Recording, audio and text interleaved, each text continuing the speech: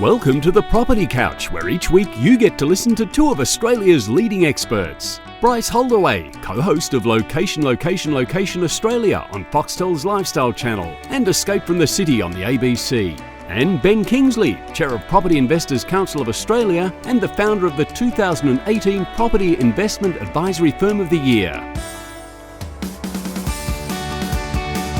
All right, folks, you're on the Property Couch each week. Ben and I bring you the insider's guide to property, finance and money management. Thanks for mocking my hand movement there, mate. Well, hello, how are you? The way you prep yourself, you just have to, Mate, it's like don't you know Tony conducting Robbins, an audience, mate. Every time before he gets on stage, he's got a routine that he goes through. That's you. Mate, What up?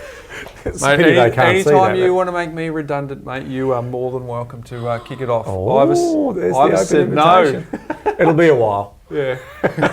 But it'll happen at some point. You just continue to be the surgeon, mate. Just put the gloves on, come in here, then walk out. What do we got today, Bryce? Oh, it's getting a little uncomfortable. Is that what your little body language That's over my there little was body doing? language. Let's move on. All right, let's get very, very clear on what's going on here today, Ben. We've got a very special guest. Very special guest. But before we get there, a couple of things. Housekeeping. Sunstar.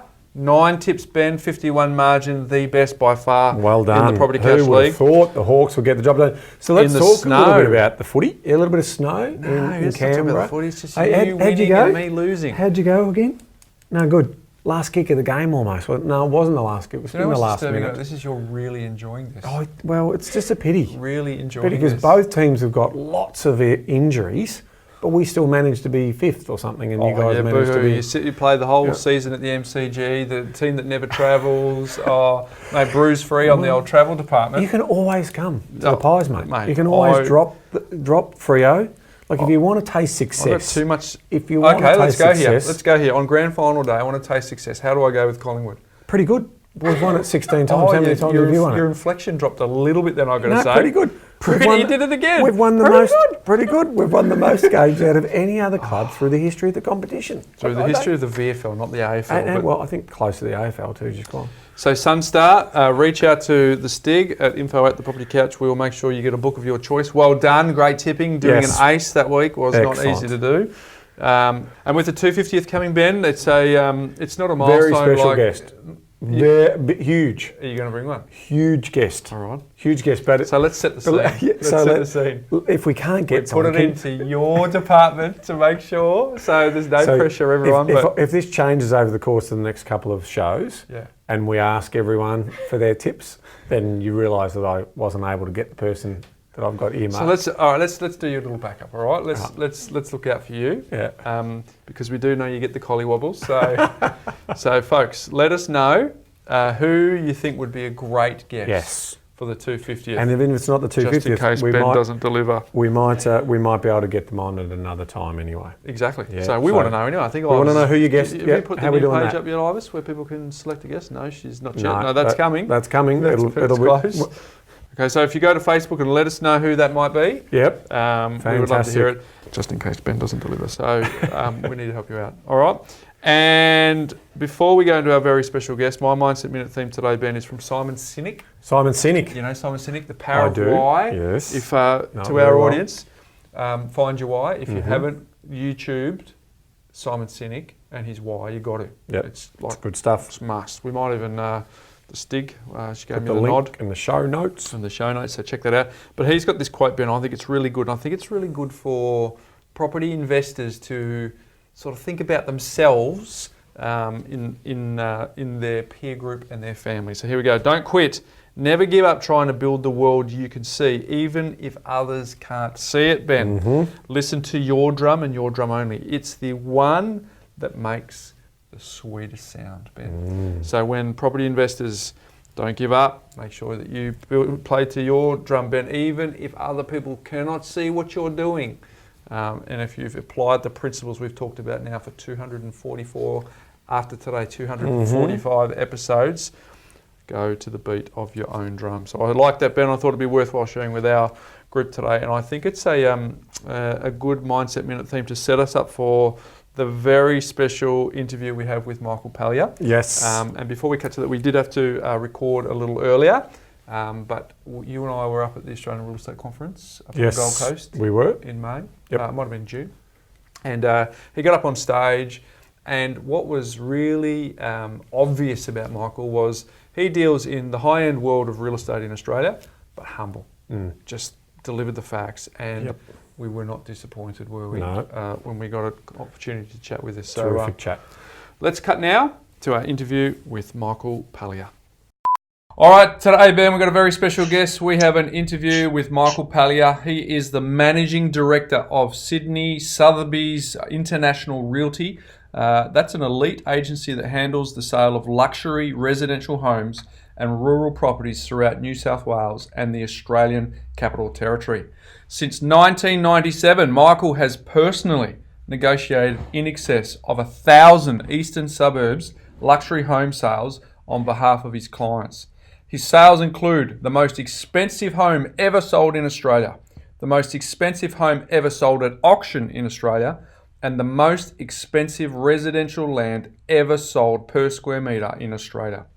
Since the start of 2013, Michael has personally sold 36 homes in excess of $10 million each and 48 homes in excess of $9 million each. That's quite a CV there. Welcome to the Property Couch, Michael.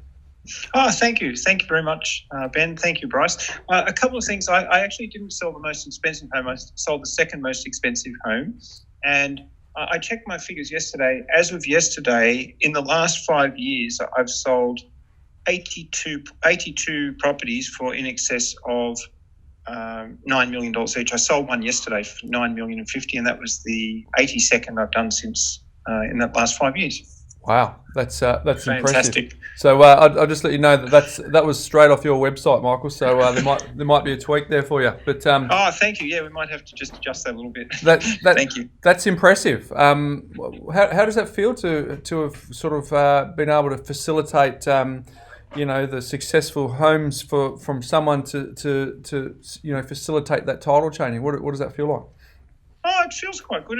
I just always think about the next sale. I don't really look back that often, so I always think about you're only as good as your next sale. Yeah. So I try to keep a very good reputation and just make sure that we give people really good service and be very transparent with buyers and sellers. I find that formula works very well. Nice. And I guess before we dive into some of the specifics, and Ben will want to jump in with a few questions of his own, can you take us back to the beginning? Tell us, before you were someone who had racked up these impressive transaction numbers, take us back to how you got started in property in the first place. Oh, yes. Well, I'm actually a motor mechanic by training. So I started my working life start of 1984 at Rolls-Royce dealership in Sydney. Mm-hmm. And I worked there I was with Rolls-Royce and Mercedes for 14 years. I spent 7 years in the workshop and then 7 years in the sales department selling the cars. Mm-hmm. So I learnt through selling the cars how to close a deal. That was the most important thing. So when you're selling cars, people come into the showroom and they look around, and then you have to identify are they a serious buyer or they're just spending the afternoon having a look at cars because they like cars. And if you can then identify that and then guide them through the type of car they're looking for, and then what they say, close the deal. So that means you can get the order form signed and make sure they're happy. That's the most important thing. And then hopefully they'll tell their friends and they'll come back and they'll buy more cars and their friends will buy more cars. And there's a great saying, Zig Ziglar, the sales trainer. I listened to him many, many years ago. Zig Ziglar, an American sales trainer. Mm-hmm. He says, with sales, you can have anything in life you want if you just help enough other people get what they want. So sales is just about helping people to get what they want. And that's what I've always tried to do, and it seems to be quite a successful formula. And it means that if people are happy when they've dealt with you, they'll come back to you. And that's what it's all about. It's all about repeat business. Yeah, we like that quote. It's actually one that we put in our book. But Ben, right, that's good. Ben, I'm not sure how we're going to tic-tac here, but you might want to let me know when you're wanting to jump in for a question. So. Sure. Well, I think the question that most listeners will want to know with that intro is, what were the values of those high-end properties and the value of land per square metre? I think we've left them hanging long enough. I think it's time to find out what is the per square metre most expensive bit of land in Australia, and tell us a little bit about some of those other values. Yes. So when I sold that land, that was in Bondi Beach, and I think it was at the time $33,333 a square metre for the land. So that's quite a high rate. I sold that at auction, that property. It was a very competitive auction. So, and then the most expensive apartment, I think when I sold that, that was about, I think that was in 2016 per square metre, and I think that was over $50,000 a square metre. That was in Point Piper for an apartment. That's incredible. That's incredible. And the highest value property that you've been able to get a sale? 70 million. Well, there is a backstory with that, Michael, because Ben and I heard you recently talk about this particular sale, and it's a very well-known Australian businessman. Can you take us back to the story as you told it up on the Gold Coast in terms of yes. So that was a home that was owned by James Packer, the $70 million sale. I did that with a co-agent, and we sold that to the first person that we showed it to. It was in Vaucluse. At the time, that was the most expensive home that ever sold in Australia. Mm-hmm. Now, the reason that I had the listing from that property was that James Packer and his girlfriend about 11 years ago, bought a home from me in Vaucluse, and a smaller home for just over $4 million. And they were very nice to deal with. And then I got a call after the home was purchased from James' girlfriend, who went on to become his wife, Erica, actually from her PA. And she said, look, we're having a party tonight. We've just settled on this house, and it's Erica's birthday, and James is coming over to the party. And the PA was a bit nervous, and she said, look, I've just gone around the house and I've had a look. It's all prepared. The balloons are up and all that kind of thing. And I've just gone into the powder room and I've realised there's a big crack in the middle of the toilet seat. And she said, I can't have this party, people going into the bathroom and a big crack in the toilet seat. She said, can you help me? Is there any way you can help me? Could you get a plumber or do something like that? So because I'm an ex-motor mechanic, I thought, well, it was like 4:00 in the afternoon and the party was starting, I think, at 6. So I thought, well, I'm not far from the house now. So I thought I might as well I had my spanners in the boot of my car. So I thought I'll just pop over there, and I pulled the toilet seat off and I ran down to Bunnings and I checked the various toilet seats and I matched it up to the one that was that I had with me. I ran back to the house and I put the new toilet seat on there. And because I wanted to make sure that, they were all happy and all that kind of thing. They were so happy, I couldn't believe it. And the PA said to me, really great that you did this. And, Erica said to say thank you very much. And she said, really appreciate it. So then a few years, and then I heard nothing more from them after that. I took it that the party was a success, and Erica ended up eventually marrying James. And then they had children, and then they wanted to get a bigger home.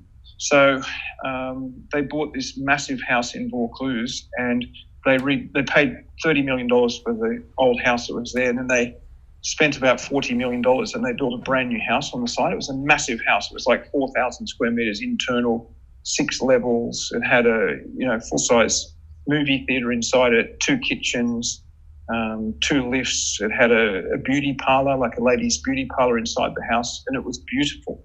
Mm. So they didn't have it for long, and they ended up selling the house. So I got a call then from a gentleman that worked for James Packer, and he said, look, they were really impressed with the way that you looked after them when they bought that other house in Vaucluse a few years ago, and they appreciate everything that you did for them, and we'd like to sell the house. Can you come up and have a look at it? And I got appointed along with another agent to sell it, and we were very lucky. We showed one person and they bought it for $70 million, first person that looked at the house. And it was just great. So, wow. It was just a great experience. Do you get intimidated by the zeros, or is it just another transaction where you're transferring the name on a title from one to the other? Because for most people listening to this, the idea of even letting 70 million enter their mind is extraordinary. But you're dealing in not necessarily that space every day, but in larger numbers every day. Is it any more or less intimidating, or is it just an extra zero to you? Yeah, I don't really think about the value of the property. I think more about who will the property suit and what's the market for it and what are people prepared to pay, and then what else is available. So, yeah, it seems to me like whether I sell a 1-bedroom unit for sort of $700,000 or I sell a $70 million house, the experience is the same, because whoever's buying the property, it's usually a pretty big thing for them to be buying it, and it's a pretty exciting thing. So all I'm doing is facilitating the purchase. So my first day selling the Rolls Royces, I came out of the workshop and into the sales department, and my boss there in the sales department was very good, and he said, this is a very easy job. He said, there's lots of people out there with lots of money. You just have to show them a reason to spend their money. And he said, these Rolls Royces and Bentleys, they're a pretty good reason for someone with lots of money that's worked hard to spoil themselves and spend the money. And I learned that. And, the first day I was there, a gentleman walked in the door with his wife and bought a car. And I just had my sale on the first day. And it was just a good experience from day one. So, when he explained that to me, I didn't worry too much about the value of the property or the car. It was more about the person's desire to own it, and then I'll just make sure that the sale went through. So I'm selling the house right next door now to that house that I sold for $70 million, and that's priced at $60 million. And it's the same sort of process, Wow. We might have to put that the link of that property in the show notes for people to check it out. Oh, yes. That's number 38A Wentworth Road, Vaucluse. It's magnificent. Beautiful. And the owner of that home is also, I used to service his Bentley 30 years ago, so that's how I know him. Of course, and I've known him all the way through, and I've done lots of transactions with him and his family over the years. So it's great. I always think of this, a client for life. That's the big thing. So yeah, it's great. And so how did that transition happen? So we've got the Bentley stories and selling Rolls Royces and those types of things. How did you transition to real estate? Tell us a bit about that. Yes. Well, I was selling a Mercedes S500. That's an expensive Mercedes. To a gentleman and his wife who came back from living in America. They were originally from Australia. And I was driving them out to the Milperra in Sydney. That's in the western suburbs. That's where Mercedes-Benz, 23 years ago, that's where they had their warehouse. They kept the expensive cars that they wouldn't have in the showroom. It was a Bond store out there. So I'm driving them out there. It's about an hour's drive from the eastern suburbs. And his phone rang, and he bought a house in Point Piper that year, this particular client. And 23 years ago, he paid $9.7 million for this house. And at the time, it was the most expensive house ever sold in Australia back then. Mm-hmm. And he got off the phone and he said to me, I'm getting better service buying this car than I got buying that house. And he said, why are you wasting your time selling cars? He said, they're the same clients. He said, just the product's different. So why don't you sell houses rather than sell cars? He said, bigger transaction, make more money. He said, if I was in your shoes, I'd go and sell houses. Oh, God, I thought about it. I'd never thought about it until that time.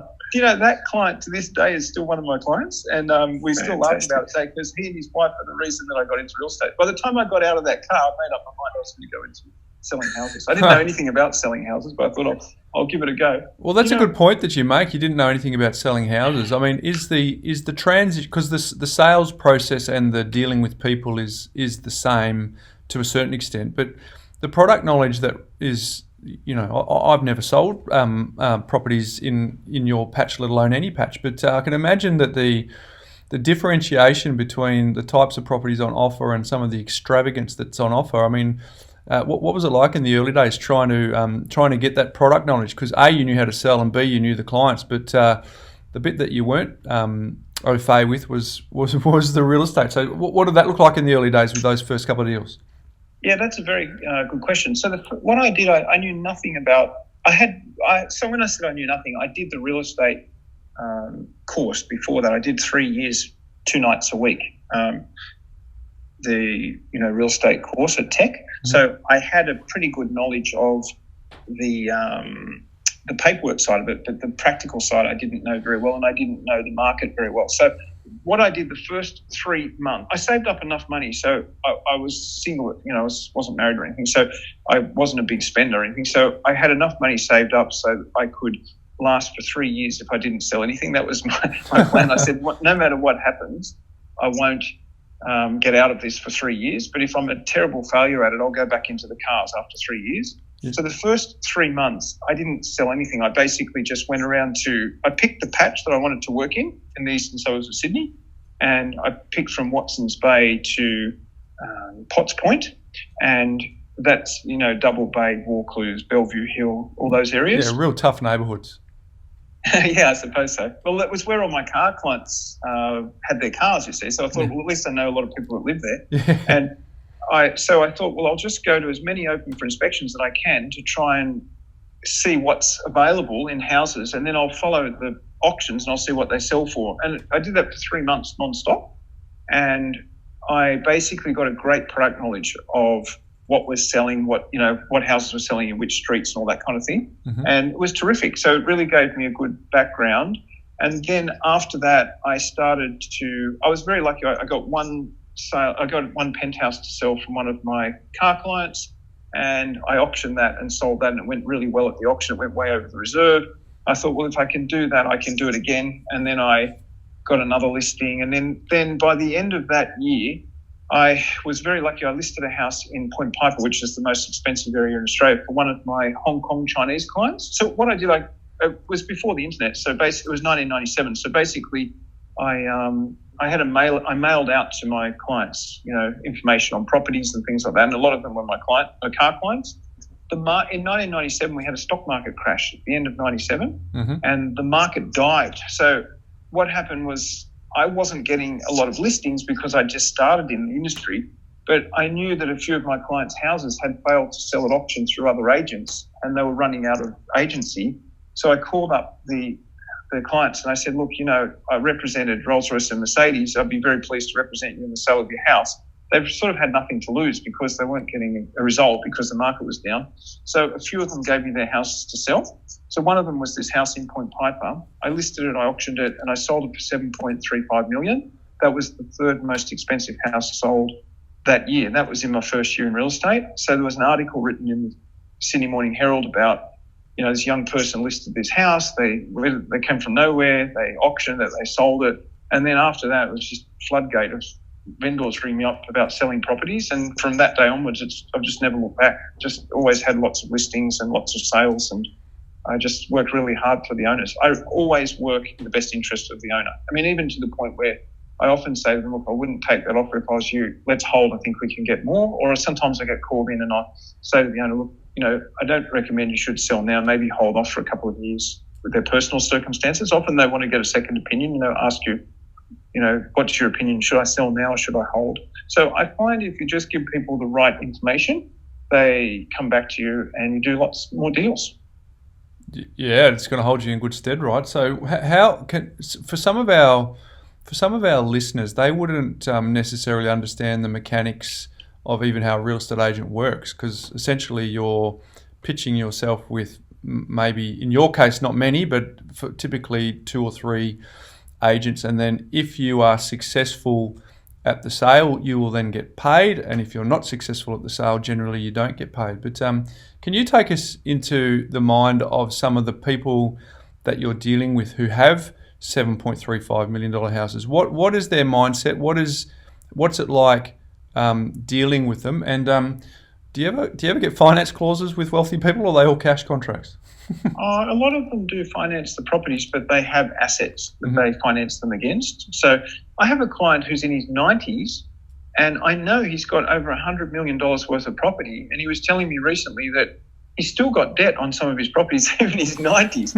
And I said to him, why have debt when you're in your 90s? He said, because I'm leveraged because the market keeps rising. So he said it's not good business sense to not have debt against my properties. So his argument is, if he's got $130 million worth of property, of which he's got maybe $100 million not borrowed, and then he's borrowed another $30 million. If that goes up in price, if they all raise in value, say 8% per year, he's ahead of the inflation rate. So he gets wealthier and wealthier every year as a result of having the debt. So I learned a great lesson from him. I thought, God, he's such an inspirational person to be in his 90s and still be doing that.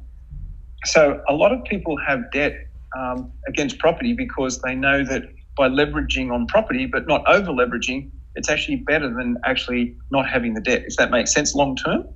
Does that make sense the way I sort of explained it? Because the market keeps rising, you see, long term.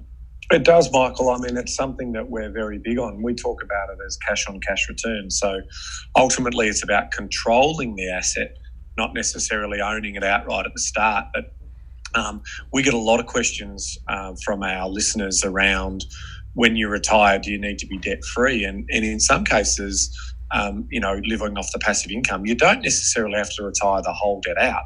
It's about whatever sort of income target that you're looking to achieve. So I think that's a wonderful story, and it just highlights that there's evidence of mindset and there's evidence of what wealthy people do, and that is about putting their money to work. And sharing that insight with me just now has been, it just validates further what I think in regards to that long-term play. And as you were saying before, you just mentioned 8% as a sort of averaged. Have you ever done some analysis on the time that you've been working in these exclusive areas where obviously land is very tightly held, it's very exclusive?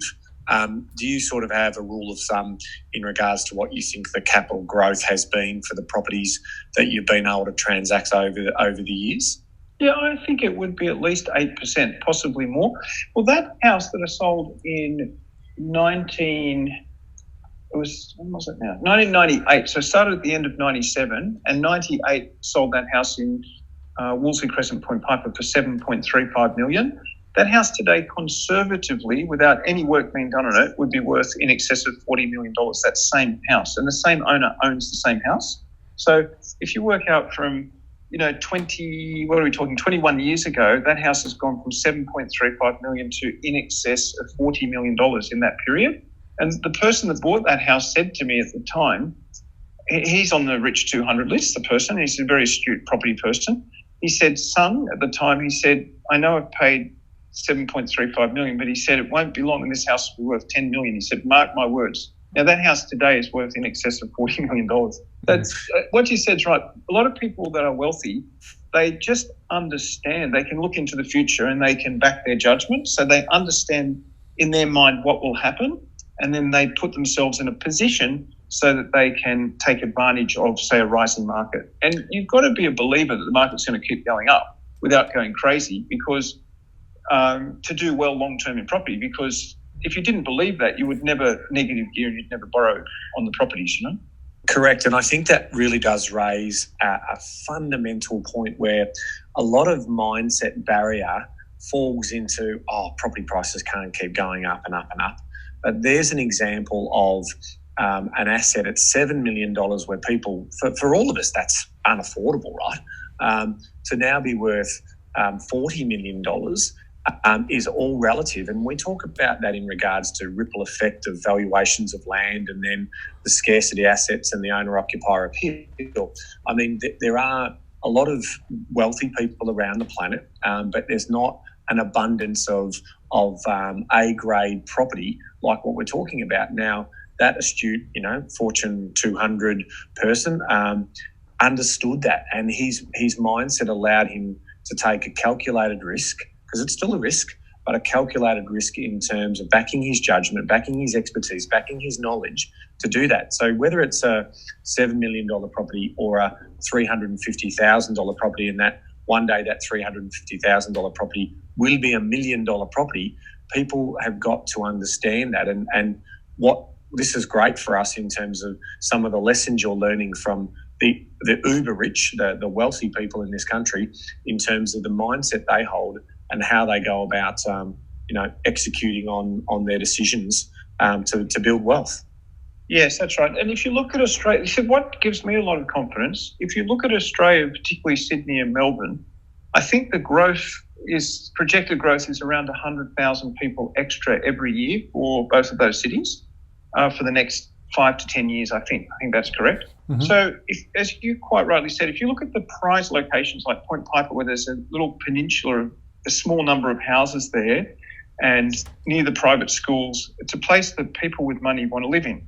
So I can't see, as the population grows, that this will not always be a place that people want to live in, and the wealthy will always want to live there. And because of the internet, I've really noticed the last 10 years, they seem to be making a lot more money. I think if you look at the Rich 200 list, 20 years ago, and you look at it now, it's so much higher, the wealth of the richest 200 people. And I think a lot of it is created by technology and the internet, and it's made transactions faster, and people have become a lot wealthier. And then the population's growing, so you've got a lot more people that are a lot wealthier that are wanting those same houses in the best positions. And that's what's driving the price up. And I can't see that it won't continue to drive the prices up as time goes on. And that's right. That's the hockey stick of capital growth, right? So, the capital growth percentages might stay the same, but the exponential growth that they get, so whether they're holding assets. And that probably leads to my next question, Michael, around when these people are buying these, very, very expensive properties, are they seeing them as investments, or are they really looking past that and saying, no, this is a lifestyle purchase as opposed to an investment? What's the sort of mix of mindset that your buyers that you see are going through? Yeah, that's a really great question. My assessment of the more expensive properties, because of the tax situation at the moment in Australia, as far as you can have one principal residence without having to pay any capital gains tax on it, a lot of people look at buying their home, their principal residence, I'd say 50% as an investment in their mind and 50% for enjoyment. So it's what else can you buy? You can enjoy, you can raise your family there, you can sell, you make money out of, and you pay no tax on it. I don't know anything else that sort of matches that criteria. You buy a car, it depreciates in value. You buy a plane, it depreciates. You buy a boat, it depreciates. Maybe art, that could be another thing that people buy and they enjoy and it goes up in price. But there are very few things that you can buy that you can enjoy that will also make you money and not have to pay tax on. So it's probably the greatest investment you can make because of all those factors. Would you agree with that? Absolutely. Yeah, it doesn't ring true for me. And the people who, again, come to that conclusion in their mind, take action on that. And, we refer to knowledge is empowering, but only if you act on it. So these people have studied history. They've looked at scarcity. They understand the principles of scarcity. They understand the upside benefit versus the risk. They know that residential property is traditionally lower risk.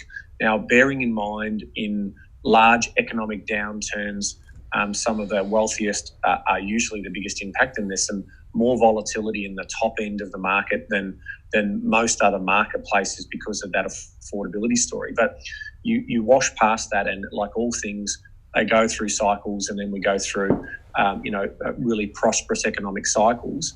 And these properties not only recover, but they again thrive. And in fact, when we look at the data in the eastern suburbs of Sydney, even through this correction, there's a lot of suburbs and a lot of properties in that area that haven't really been affected by the Sydney downturn compared to other markets where they were affected. So that comes back to that supply and demand and that scarcity, but also the mindset of the buyer in that area. So I couldn't agree with you more, Michael.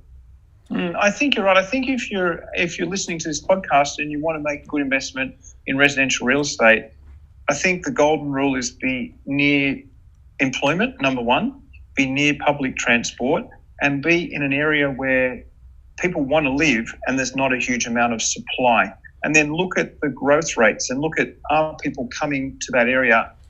Is the population rising? And if you can say yes to all of those things, you're pretty much onto a good investment. That's my read on it. And luckily, the area that I work in the eastern suburbs of Sydney, it sort of ticks all of those boxes, and it should continue to do that in the future. So, I mean, if you went to buy a property in Detroit, Michigan, in America, that's the big motor city, and that's where they're closing all the industry, and people, there's a lot of crime there, and people are moving out of there because they haven't got employment. Well, that's the last place you'd be wanting to invest in. You're wanting to go to an area that's growing and it's vibrant, and they're upgrading and the infrastructure's improving. And if you can buy in those areas, you can't really go too far wrong. Would you gentlemen both agree with that? Yeah, we definitely agree. And it's, we've been talking for 4.5 years on the same principles. So it's nice to know that even at the top end, that matches all the real estate across the market. You touched on an international reference there, and I'm particularly keen, as I did a little bit of background research prior to this to this chat, Michael. I noticed that you're married to a Chinese national. You commented that you open the door and she closes it, so you're very much a team. And you get a lot of international buyers buying into the Sydney marketplace. Why is Australian real estate attractive to them, and how do we figure in the world landscape as a place for these people with large budgets? Why would they choose Sydney over some other city? Yes, a lot of the people we deal with make their money overseas. So my wife, Lulu Pallier, she came to Australia 30 years ago as a student, and she studied here she came from Shanghai, and that was 1988, so 31 years ago. And it's been great having Lulu working with me because Lulu speaks Mandarin, Cantonese, Shanghainese, English, and she has a great understanding of the mentality of the Chinese buyer. Mm-hmm. So something that Lulu taught me a long time ago is that we deal a lot with Chinese clients. So the house we sold yesterday for just over 9 million, we sold that to a Chinese client 3 years ago, and we just sold that for a Chinese client to a client who is in Dubai who's never seen the house, funny enough, just seen it on the internet. And they're moving back here from Dubai after 15 years of living there. So we do a lot of deals with overseas people. And I had a sale in Rose Bay, and there was a Chinese client that bought the house. They paid a bit over $14 million for the house. And then the owner that owned it was Australian. They were moving over to America. So the Chinese buyer said, look, can we come back to the house? And the owner said they wouldn't mind selling some of the furniture or all of the furniture. So the young lady, the daughter, came with the father because the father couldn't speak English. The daughter could speak English. They came through the house, and the owner said, I'll sell this, and this, grand piano, beds, everything. And we worked out a price on all of them. They had a price on. So as we went through, the Chinese were saying, yes, I'll take that, I'll take that, I'll take that. They were taking everything. So I thought to myself, God. And then the owner had a Bentley that was sitting out on the forecourt there, and he was going to sell that back to the dealer because he's moving to America. So I thought, well, I'll just try my luck here. And I said, would you like to buy the Bentley? The father didn't even know what a Bentley was. He said to the daughter in Mandarin, he opened the door and he said, how many people can fit in this car? And he looked and she said 4 people. And he said, what's the price? And the owner said, well, I paid $450,000 for it. It's such and such the age, and this is the kilometres. I'll sell it to you for $250,000 if you want it. Because the owner had already priced it with the dealer. Mm. And the father looked at the daughter. She translated it all to him. There was a silence for about probably 10 seconds. And then he said something briefly back to the daughter, and then she looked at us and she said, yeah, we take that too. We take that too. So then they hopped in their rental car and they drove off. The owner looked at me, a guy called Stephen Pongrass is his name, and he looked at me and he said to me, they were joking about the car, weren't they? And I said, I don't think they were. And he said, well, how are they going to pay for all this? And I said, well, we'll give them an invoice and then they'll just give us a bank check. So we did the invoice, they gave us the bank check, they settled on the house, and they took the Bentley. Unfortunately, they weren't very good at driving the Bentley, and about a week later they rang me and said, oh, we smashed the car. Do you know panel beater? So I had to take the car into a panel beater and get the car fixed for them. So take us. So I read obviously in the background that you do tours in a Rolls Royce to Chinese buyers. So do they fly and land, and then you just take them for a tour around the suburbs? Yeah, if they're qualified, we do. I sold the Rolls Royce just recently, and we've got a Bentley on order now instead. Yep. But we had a Bentley, then we got a Rolls Royce, but it's a very big car, so now we've got another Bentley that's on order. So the thing is that it works very well for the Chinese. They love all this, and so I said to my wife when I went home that day, I said, I didn't get that. They bought the house and they bought all the furniture and then they bought the car. I said, what's it all about? She said, you don't understand. They're not buying the house, they're buying the lifestyle. So she said they live in a unit in Shanghai. They've come to Australia to buy what they call a landed property. It's a novelty to not live in a unit. They look at, wow, these people live well.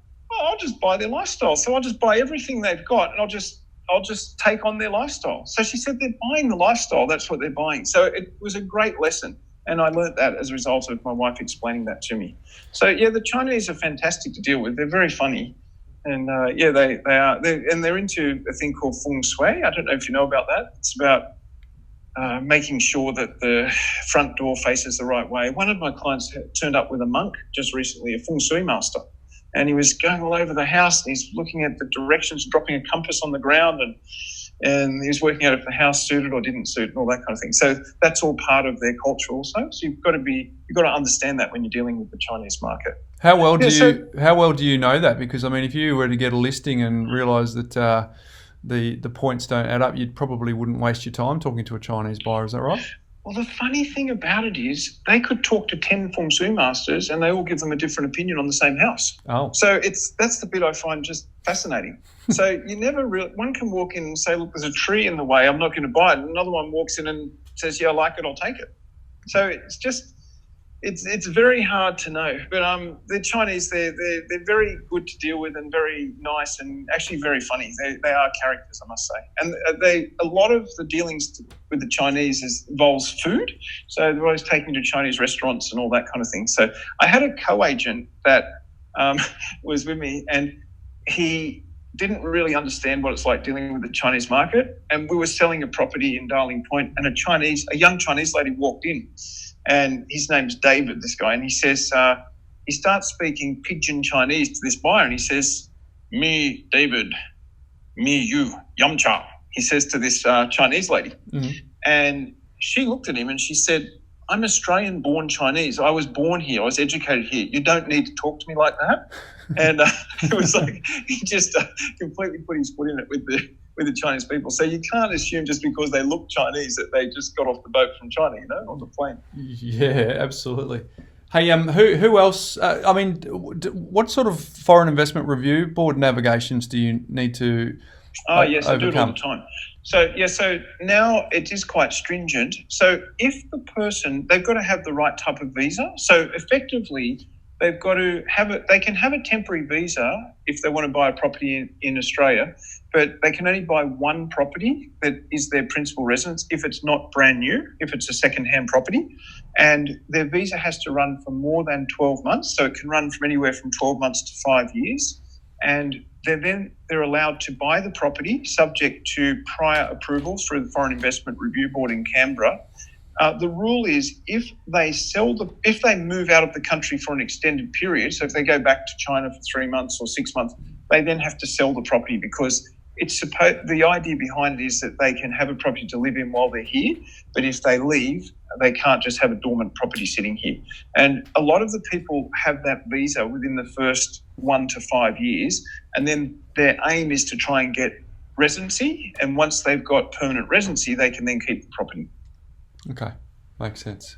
They do pay a higher stamp duty if they're not a citizen of Australia, and if they spend less than 200 days a year here, they also have to pay land tax. And I think the land tax now in New South Wales, I think it's double the norm. They're paying about 4% land tax per year on top for their purchase. So they are paying a lot more for the property. So there's quite onerous restrictions then. Do you find that most of your clients come in fully aware of that, or do some of them sort of find out a bit too late?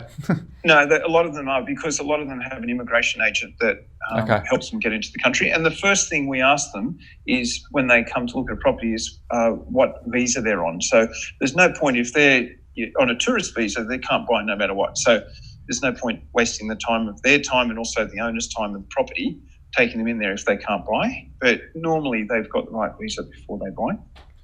Or they can't buy unless they've got the right visa, Okay, makes sense. Hey, Michael, why would they choose... Sorry, Ben. Why would they choose Sydney over Los Angeles or New York? Oh, yes, that's another great question. My understanding is a lot of people like to buy in Sydney and Melbourne because the time difference, it's only either 2 hours or 3 hours different, depending on daylight saving from China. The other thing is that we've got, a very stable political environment. We've got clean air, clean food, great education. There's a lot of people here. I just went to a lunch 2 days ago and there was a person there from one of the universities, and he was saying to me that it's about an $8 billion a year industry now in New South Wales for university students coming from China. And so the parents place a lot of emphasis on education for their children. And a lot of the children are only one child in the family because of the one-child policy in China. So they call them the little emperors, the children, and the parents do anything for them. So the parents, often work very hard and they've made money, and then they want to educate their children. So they send them to Australia for education, and often then they'll buy a property while the children are here for the children to stay in while they're being educated. And it's a very safe place to buy, and as you know, good investment. So in China, I don't know if people are aware of this, but the maximum you can own a property for in China is for 70 years. It's a lease to the government. And after 70 years, it's very uncertain if you'll, still own the property or not. So they can come to Australia and they can buy and they can own it forever. And they just find that fantastic. And Michael, have you noticed with some of the changes and the downturn in the market, we obviously seen it in the investment side that the Chinese buyers have sort of had a downturn in terms of the demand. We saw them almost buying around a quarter of all new off-the-plan purchases in Australia based on some data that NAB released, and they're sort of saying that's now down to under 10%. Is that similar in terms of the products that you're providing them, or no, because this is for owner-occupied purposes, it's a bit of a different story and you've still got some strong demand there? Yeah, well, funny enough, it's been very interesting. I just had another sale the other day in Vaucluse. A buyer bought the property 18 months ago. They paid $8.2 million for it. They're Australian resident Chinese. They decided to sell the property, and we've just resold it to another Chinese that's just arrived here for $8.25 million. So one Chinese has sold, another Chinese bought it. So our sales have not really fallen. In fact, my sales were slightly higher in the 2018-2019 financial year than they were. I had 2 extra sales than I had the year before that, and which is quite surprising because in general the market had gone down. But I'm still finding a lot of overseas people buying. The reason being our dollar is so attractive now. It's now below 70 cents US. And I think I read somewhere that it's from the peak where it was, I think, 10 years ago. I think the dollar's about 37 or 38% more attractive now than it was back then. So, anyone buying from overseas, Australia's quite attractive as far as currency goes right now. So, yeah, to answer the question, still lots of overseas people buying. Terrific. Thanks for updating us on that. Now, outside of China, where's the next, say, from Europe or from the Americas? Who's most active? Yeah, a lot of the non-Asian people that buy are actually Australians that have moved over to New York or London, and they always seem to want to have a property here. So I deal a lot with expats that, like the one yesterday that paid $9.50 million for the property. That's an Australian person that went over to run a large business in Dubai, been there for 15 years and then on the way back now. So they're moving here in 6 months' time and they're coming back to Australia and they're looking forward to it. So I have a lot of clients like that there's all these Australians that have gone overseas to, further their careers. But inevitably, I find, the ones I deal with all seem to want to eventually come back. So I have a lot of them that live in London, New York, all over the place, LA. Yeah, I deal with lots of people like that. So there are a lot of Australians that tend to buy that live overseas more than sort of American people living here. I did sell one just recently for the man that he bought it from me, a house, and I sold it for him. So he he invented NutriBullet. You know that NutriBullet? That thing you put your vegetables in? Yep. So the person that invented that is a South African gentleman that went to LA, I think about 30 years ago. He worked as an accountant. And then I think about 15 or 20 years ago, he got into this, he's into fitness, so he got into this NutriBullet idea. So he invented NutriBullet, made an absolute fortune out of it, loved Australia, came here, bought a house in Watson's Bay from us for just over 14 million about 3 years ago. And he was going to spend more time here, but unfortunately because of business commitments, they had to spend a lot more time in America. And I just resold that house for him. I just sold it for just over 15 million. And he said to me, "You just do not know how lucky you are to live here in Sydney." He said, "It's such a great place." But that's a typical American. And he had to get a special visa to buy that house at the time. And he found that he was spending, I think he was paying over $200,000 a year in tax to keep the house. And he was only coming here like once a year. So he decided to sell it. Wow. Incredible stories. I'm interested in your perspective on negotiation, right? So what does a typical negotiation look like? And over a journey and over a period of a career that you have, Michael, what are your negotiation tips that you think that buyers should employ? Probably our listener base isn't necessarily in the market for a 70 million property, but what are the universal negotiation tips that you've accumulated over a career that you think could help our audience? I think it's very important if you're a buyer to do your homework. So you've got to really know the market. Buyers agents have been a recent addition to the market, and they seem to do a very good job from what I can see. So they will help a buyer find a property, and the buyer pays the buyer's agent to help them find the property. And so they educate them as to what's available, what's sold. And I find they're very helpful for a lot of people, because a lot of people are very busy and they're not really property experts. So it's great if you can find yourself a good buyer's agent to assist you that's active in the area, and they will fast track the process. So I think you've got to have plenty of time if you want to go to look for a property, and you've got to hone in on exactly what you want and become an expert in that market, in that field of what you're looking for before you buy. So you've got to know what's around. And then once you do that, you've then got to go out and look at the properties and assess where it's at, and then negotiate. So there's a fair bit in it, isn't there, trying to find the right thing. You've got to be fussy, but you can't be too fussy and spend forever looking. But then every person's different, aren't they? Some people spend a long time looking, and others are very spontaneous and buy very quickly. Do you ever get engaged to act on behalf of the buyer that's not necessarily one of your listings, or is it always capacity to get them to buy one of your properties? Yeah, so no, I've been asked to do that in the past, but the thing is that I don't do it because I only act for the vendor. So I'm a seller's agent, so I only act for the vendor and I don't act for the buyer. So I don't think you can have both hats on. You've got to do one or the other. So I prefer to act for the seller, and there are other agents out there that are very good at acting for the buyer, and we all know each other, and we try.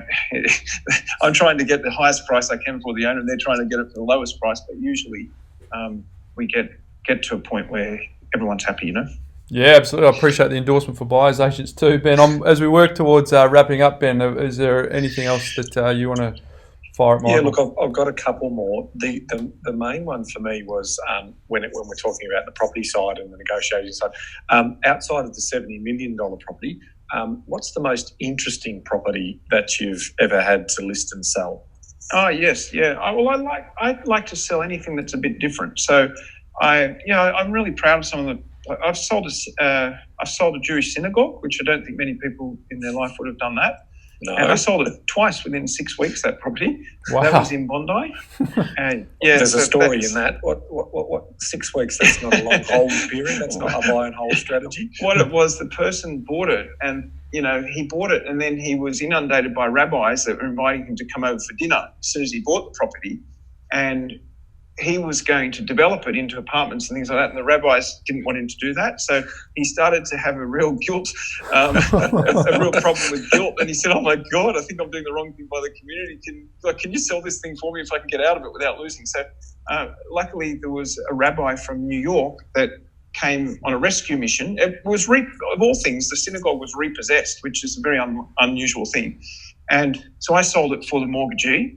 But it was a really good outcome. So this Catholic person bought it. He then started to have a guilt complex, thinking he was doing the wrong thing by developing it. And then we found another buyer from New York, a rabbi that had the money, and he bought it again 6 weeks later, gave the guy a small profit out of it, which got him out of his stamp duty and all that kind of thing.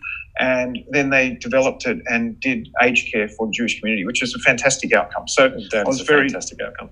I was very happy and very proud of that when that one went ahead. And then I sold a Church of England church hall in Vaucluse for the Church of England, and that's now a childcare centre, which is great for the community in that area. So that was good. I sold a farm at a place called Hilltop in the middle of up in the Southern Highlands of Sydney. I sold that for $8.25 million to one of my old car clients, and who was looking for a beach house of all things. And it's nowhere near the beach, but it's a magnificent property. It's a magnificent. I was very lucky with that one. That was 600 acres, of which 300 acres were cleared with a magnificent house on it. And that was also one of my old car customers that owned that property. And then it was very beautiful. It fronted onto a national park, but you had to generate your own electricity, your own water, because it was really in the middle of nowhere. And it was a 40-minute drive down a dirt road to get to it. But it was beautiful when you got there. But I had a client that took me on a helicopter from Sydney Airport on Sunday morning at 9 o'clock in the morning. And we flew from there right on the main runway. Like there was an A380 aircraft at the other end of the runway. We were in this helicopter. We took off and we flew up with a pilot, and we landed and looked at the property. And on a Sunday morning, that was really a highlight. That was on Mother's Day. And then we flew back to Sydney Airport. I drove down to Wollongong and I saw my parents on Mother's Day. That was a fantastic day. And that you couldn't put a price on that. It was just amazing. No, that's a big day, which is a perfect segue into my final question, which is around you've gone from mechanic working for Rolls-Royce and also then sales agents for Rolls-Royce and Bentley and Mercedes, and now you've ordered your own Bentley. Obviously, that's part of the service proposition that you're doing, but you've gone full circle, and you've obviously been very lucky. So share with us what that means to you in regards to the financial position that you've been able to get yourself into, and what that sort of has given you and your family in regards to financial security. Yeah, well, I'm not. I know I've got a Bentley on order and all that, but that's probably my only indulgence. I'm not actually really a big spender, so I really like the simple things in life. So for me, it's all about exercising and eating the right food and sleep, getting enough sleep and all that kind of thing. So, because I've seen lots of people with lots of money that are very unhappy. So I don't sort of want to be in that boat. So the money side of it to me is not really the main focus. I know if you sell the properties, you can earn money and all that kind of thing. But I don't live a really extravagant life or anything like that. I just go to work every day and I just love work, love working with people I work with. And that's the message we're trying to convey to people, that the money isn't the happiness. You said, one of your greatest days is an experience, getting in a helicopter, flying out to the property company. That's, we believe, in aspiration for everyone, but, greed and abundance and over the top exuberance and all of that doesn't make people happier, does it? No, I think you're right. I think you've got to have a purpose. So I think if you can... I was just as happy being a motor mechanic as I was selling cars, as I was selling houses, It's just sort of happened over the years. I've sort of jumped, I've gone from one thing to the other as I've thought it was probably a better thing to do. But I'm sure if I was still working as a motor mechanic, I'd still be very happy. I'm still very good friends with a lot of the people that I used to work with, and we're in touch all the time and all that. And they're just as happy, It's. I think sometimes having too much is really a bad thing. I've seen a lot of problems that people have when they have too much. So my advice is keep it simple and just don't try to have too much. Does that sort of make sense? Yeah, absolutely. Yeah, and try and look after your health. Try and look after your health. That's what it's all about, and your family and everything like that. Then you'll be very happy. Yeah, absolutely. Health is real wealth. I've got two final ones. One, if someone was listening to this podcast and they did want to buy a synagogue or a Church of England hall, how much would they need to have to buy that? Oh, yes. So that was a long time ago, that synagogue. I think from memory, the last time we sold, I have to think what we got for it. I think it was 12 million, 12 or 12 and a half. And the church hall was just over 2 million. Okay.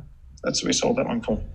I might have to get a loan from Ben for the synagogue. And my final one is investing in property as a personal wealth creation vehicle for yourself personally. Where does that sit in your own views on how you approach where you park your money? I'm a big believer in that. So my wife and I, we have quite a few properties that we've owned over the years, and what I do, if I can afford to, I'll just buy a unit, and I'll, like a 2-bedroom unit or a 1-bedroom unit, and I'll rent it out. So what I've worked out is if you can pay off half of the property, then with the way the interest rates are and all that kind of thing, the rent that comes in pretty much pays the other half off. So you just have to keep saving up so you've got enough for half each, and then just buy another property. I find it's by far the best investment strategy because, like my clients, I believe that the market will continue to increase in value over the years and rents will continue to increase. So if you can get in there and you can hold, it's the best formula ever. Well said. Well said. Now, Ben, just checking with you, any finals? I'm good. I'm good. All right, Michael. Well, it's been an absolute pleasure to have you on the Property Couch. Just the insights of something that you do daily, going through all the properties in the eastern suburbs of Sydney, dealing with people with budgets that allow them to buy that. It's been nice for us to kind of get a little bit of an insider's look on what that looks like, and we appreciate you sharing the insights. We hope our community has really enjoyed the stories, and good luck going forward. Hopefully, we see you on the one next door at 60 million. Thank you very much for your time. It was great speaking with you, mate. How many good takeaways were in that? I mean, even for me, the big one was in regards to how the mindset of the wealthy and how they act. Very similar to people who have probably less zeros on the back of their wealth position, but same sort of principles. I mean, he was sort of saying, real estate, fabulous investment. They do think about it in the same context as we do, just again with a few less zeros. But some great mindset takeaways there in terms of these are successful business people practicing what we're teaching, which is great. I agree. What I really loved was he did not complicate it at all. He was a mechanic, and then just this natural progression to being into the sales of the business that he's a part of. Yep. And then for a lot of people, including myself, if I reflect on it, you think, dealing with a property at 70 million, you could probably get intimidated out of having to show that turn up for that open for inspection. But he's gone, well, I was talking to a person, they bought a car from me, so why don't they just buy a piece of real estate from me? It was just so pragmatic and very true, balanced. So very credit to himself, and congratulations to the business that he's built and all the people that he served, because it sounds like they are all pretty happy customers. They're all pretty happy, including the Chinese buyer who took the entire lifestyle from that eastern suburbs person. I'll just throw everything in and I'll take it. So my life hack today, Ben, comes from Sandeep and Nips, who one of our wonderful advisors here, Damien, built their plan. They wrote into me, Ben. Okay. Okay. What did they say? So here's their life hack. It's a money hack. So when you go to the supermarket, you often see items on sale and are presented with the, do I already have this at home? Or should I just buy it since it's on special this week? And I'll save money. Often we found that we'd see products we always buy on special, so we'd buy them and then realise we already had enough to last us until the product is on special again in a few weeks, Ben. Oh. This is essentially parking money in the pantry, you'll love this, rather than parking it in the primary offset account, Bryce. Almost word for word, Ben. So what we have started doing now is looking at the weekly specials email that our supermarket emails us. Most loyalty programs, e.g. Woolies, keep track of the items you buy. There's a little life hack, Ben. The only reason they give you those loyalty points is so they can actually tell what you actually spend your money on, so they can market to you. Keep track of the items you buy and tailor their emails to you to let you know when they're on special. So what we do now is we check when our usual purchases are on special, check the pantry first, then add it to our shopping list, Ben. I like it. We also meal plan for the week based on what's on special, rather than going to the shops with a pre-prepared meal plan, only to find that everything we have on our shopping list isn't on special, Ivis. This one's for you. I guess it's the little mindset things like this, which save a few dollars here and there, which adds up to more in the offset account, Ben. Overall, the Money Smart system really has helped with how we value and spend the money we earn. I would say that we really used to throw away money without realising where it is going, as we used to simply pay wave the credit card wherever we went and pay the balance in full at the end of the month. Now we use the Visa debit as per the Money Smart system, and it really makes you think twice before you buy something, as you need to make it last until the next week, Ben. So there is a problem with Money Smarts. If everyone adopts that, there'll be a problem with GDP. GDP numbers will be down. Well, I mean, it's really good. It's basically saying that bulk grocery buying doesn't earn you or save you interest, does it? Whereas the money in your offset account does. So if you are weekly shopping, it's very clever, isn't it? Because your money's sitting in your pantry isn't saving your money on your interest. That was the quote, wasn't it? This is essentially parking money in the pantry rather than parking it in offset. Love it. Ben, did you know? Well, Bryce, on the back of the most expensive real estate in Australia, I am going to read to you the top 10 purchases, the highest paid prices across Australia for real estate. Okay. Are we ready for this? Yeah. Number 10 was in Vaucluse. Can you pronounce the name? Villa Ignia. Is that how you pronounce it? I wouldn't know, but it's, I've got that little twang in there as well. But Villa Ignia, I think is how it's pronounced. I don't know. I'm not going to anywhere near that, but at least Igia? Spell it. Igia. I-G-I-A. Igia. Is that Ingia? Ingia? I believe you. Yeah. Well, maybe I should just ask the boss of Aqualand. He's the boss, and his name's Shan Jing Ling. All right, and he paid $52 million for that property in Vaucluse, New South Wales. That's number 10. Yep. Number 9, Bryce, is the Stonington Mansion in Malvern, Victoria. Stonington Council. Owner unknown. So they didn't declare who owns it. Maybe if you hang out the front, you might find out. $52.5 million. for that mansion in 2018. Okay, so now here we go. In terms of number 8, Mossman Park. Bryce, in your neck of the woods. Yes. Over in WA. But you sound like a Sydney type, Ben. It's Mosman Park. Oh, Mossman Park. I didn't know it was double S or a Z. That's interesting. Well, if it was Mossman, it would be double S. Mossman Park. Mozzie Park, as the locals would say. You're local there, are you? Well, you've forgotten I live in Perth. No, I thought you lived in Mossman Park. No, we know where you live. Okay, anyway, mining magnate Chris Ellison bought that property for $57.5 million in 2009. Okay, and then we have another one in Vaucluse. Sheehan family home. Menulog co-founder Leon Kamenev bought the property for $60 million in 2016. Right. Number 6. Decent shack. Portofino in Point Piper, Bryce. And stock trader Andy Winley Song. He bought that property for $60.66 million in 2016. Ooh. Top 5 now, Bryce. All right. Top 5. Altona in Point Piper. So our second appearance at Point Piper, I think it is. Point Piper is Aussie Stadiums in Point Piper. Point Piper. Now this one was bought, so Altona is the name of the residence, and it was bought for $61.8 million. Jingya Huang family, I think maybe is how you might pronounce that, businessman. So he's the owner of that one. Yep.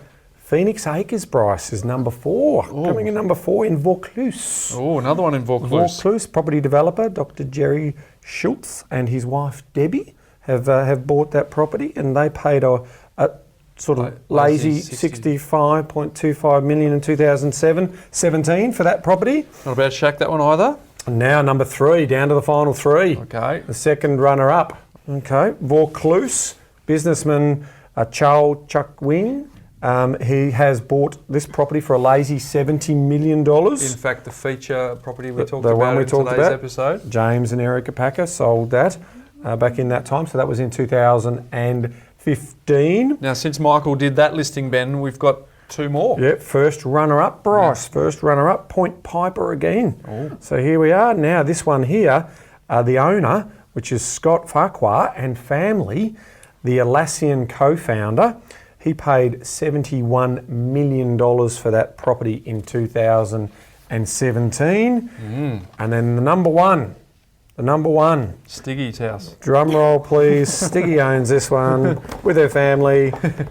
Fairwater, again in Point Piper, which was purchased by the Atlassian other co-founder of Scott's, which is Mike Cannon-Brooks, and his family bought that property for $100 million in 2018 from the Fairfax family. Lady Fairfax lived there until she died.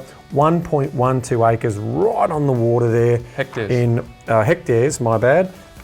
that location. So that is the most expensive bit of real estate, and hence Point Piper, in terms of expensive mansions and real estate, is one of the best in the country. And there you have Did You Know for this top end of town podcast. Not only am I impressed that you have a prepared Did You Know, but I'm super impressed that you segued it into today's episode. You like that? I did like that. Got a little bit of inspiration from Michael in terms of blue ribbon real estate. Well, you've just heard it. Well done, Kingsley. Nice work. But folks, hopefully you got some benefit on learning a little bit about what happens inside the world of the very exclusive eastern suburbs real estate of Sydney. But until next week, Ben. Bryce, knowledge is empowering, but only if you act on it. Very well said. See you next week, folks. Hey there, folks. Bryce Holdaway here. Before you go, if you're new to our community and only listened to maybe a handful of episodes, I thoroughly recommend that you go all the way back to episode number 1, where we unpack all of the foundations when it comes to property investing. Now, for those of you that might be a little bit time poor, I've got good news for you. We have a binge guide that you can download straight away, which summarises the first 20 episodes where Ben and I unpack the foundational pillars of the A, B, C, D, and so much more. And you can get that straight away. If you go to thepropertycouch.com.au/TPC20, you can download it and consume it whenever you want. It's completely free and available now. And for those of you, just a quick reminder that nothing we've spoken about today constitutes financial advice. We recommend that you reach out to your licensed professional advisor so that you can look at your unique circumstances before acting on any information. Now don't forget, go to thepropertycouch.com.au/TPC20 and get your binge guide today.